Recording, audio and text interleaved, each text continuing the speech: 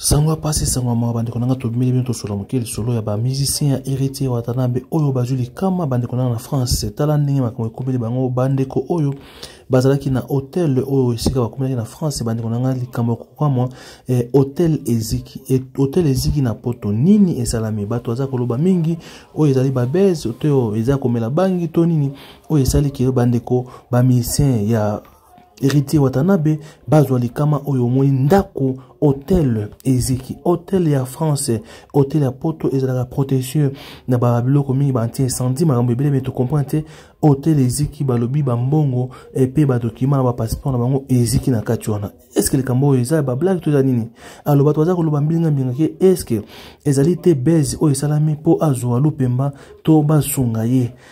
to yoki Bexi aza kolela bomoni ya Bexi ba musicien nyonso baza kolela wana mais hôtel oyo Eziki héritier watanabe aza na hôtel wana te nini s'est passé bande konangai botala makambo kamwa ndenge bande ko yakili bakitaki wana sur le terrain batala ndenge ba musicien héritier baza kolela ndenge babungisi bambongo na bango to ebite bambongo bapite na Grèce to bambongo na salaire to nini o baza ko réclamer bambongo na bango bilamba nango nyonso Eziki bazali na poto esika bakomaki bande ko likambo oyo c'est la première fois au mona ba musicien congolais bazwa likama oyo ke ba musicien bakei na poto bakoma hôtel Eziki makambo ya boye et salamana noté to mona ba musicien ya Ferre ba musicien ya Kofi ba musicien ya Jube ba musicien nyonso bakina poto ti batikala komona likambo ya boye te mais to ndimite to kame komona makambo ya musicien ya héritier watanabe moto na tembe epesi pasi epesi mawatala bato oyo bakendaki koluka vi na bango lelo bakomi na kolela bakomi na kokamwa komona hôtel bande hôtel to ebite hôtel yango eza ndenge ezali hôtel to eza kikuku oyo andeko to ebite hôtel ya poto oyo eza ko ekipete makambo oyo ezali pona ko éviter ba anti incendie tozala besoin koluka batu ba me kopesa ba information réelle concernant eloko oyo s'est passé na France na hôtel oyo ba musicien ya héritier watanabe bazalaki bomoni ndenge Eziki ezali beste ezali makambo kamwa ndenge batu bazali kolakisa bino kaka ndenge bozomona bilili epesi pasi epesi mawa bi to kotuna est-ce que likambo oyo ba musicien bakozonga to kozonga te ba passeport na bango na ba visa esili kozika na kati wana est-ce que bakozonga to bakozonga te alo bolanda ba témoignage ya bango moko baza kolela pe bazali kosenga na bandeko bakosonga bango est-ce que likambo esimbi te landa pe partager émission ya biso Quand bon on a vu ce tozara boy toi ni loko ke donc tout on a tout perdu nga kuna ndo sokola le bleu on a bien na ngoka ya moi merci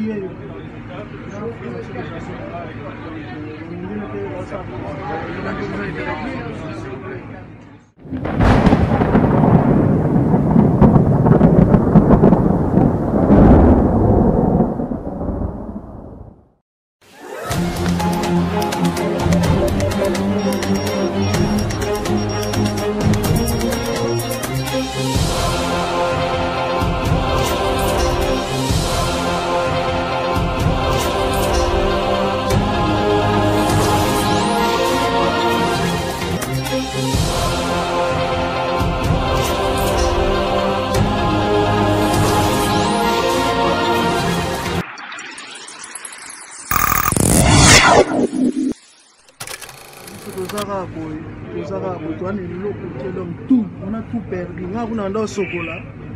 le bleu on a bien na ngoka ya moi merci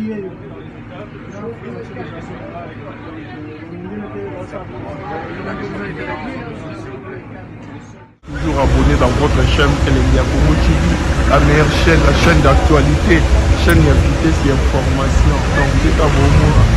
bah image donc tout à qui en a terrain donc on a image pour nous informer donc en temps réel donc au moni bateau ba ben ma biso donc au moni donc n'enge nda pour aussi là là-bas il y a rien à récupérer tout est ici.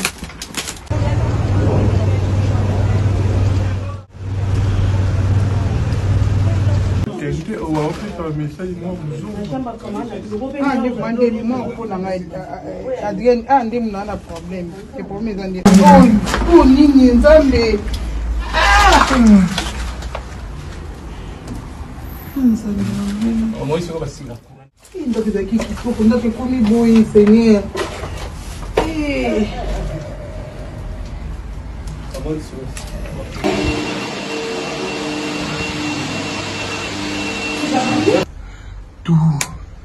eziki donc biloko tout artiste bazalaki na moi donc eziki ne vraiment na ba image donc awa biloko récupérer ça sauté biloko récupérer eza